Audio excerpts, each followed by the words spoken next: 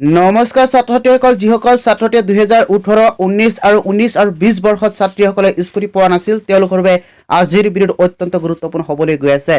ছাত্ৰ-ছাত্ৰীসকল যোৱা দেওবাৰে শিক্ষামন্ত্ৰী ডক্টৰ হিমন্ত বিশ্ব শৰ্মাই ঘোষণা কৰিলে যে স্কুটি প্ৰদানৰ তাৰিখ কোন তাৰিখে আৰু কোন কোন জিলাসমূহত কোন তাৰিখে স্কুটি প্ৰদান কৰিব সেই বিষয়ে ঘোষণা কৰিলে শিক্ষামন্ত্ৰী ডক্টৰ হিমন্ত বিশ্ব শৰ্মাই।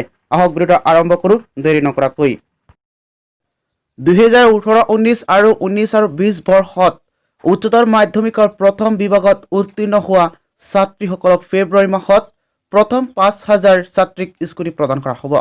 দেওবাৰে আমিনগাঁৱৰ নুমলীজলা পেৰেড গ্ৰাউণ্ডত অনুষ্ঠিত এক অনুষ্ঠানত এই কথা আনুষ্ঠানিকভাৱে ঘোষণা কৰিছে শিক্ষামন্ত্ৰী ডক্টৰ হিমন্ত বিশ্ব শৰ্মাই। তেওঁ লগতে কয় যে 2018, 19 বৰ্ষৰ ছাত্ৰীসকলৰ পিছতে 2019 আৰু 20 বৰ্ষৰ 10,000 ছাত্ৰীক তাৰ পিছৰে পৰ্যায়ত প্ৰদান কৰা হ'ব স্কুটি। উল্লেখযোগ্য যে এই আঁচনিৰ জৰিয়তে 40,000 ছাত্ৰী উপকৃত হ'ব বুলি আশা কৰিছে অসম চৰকাৰে। দেওবাৰে প্ৰথম পৰ্যায়ত কামৰূপ মেট্ৰ' আৰু কামৰূপ গ্ৰাম্যৰ ছাত্ৰীক প্ৰদান কৰা হয় স্কুটি। বাকী জিলাসমূহত 2 আৰু 3 জানুৱাৰীত প্ৰদান কৰা হ'ব স্কুটি।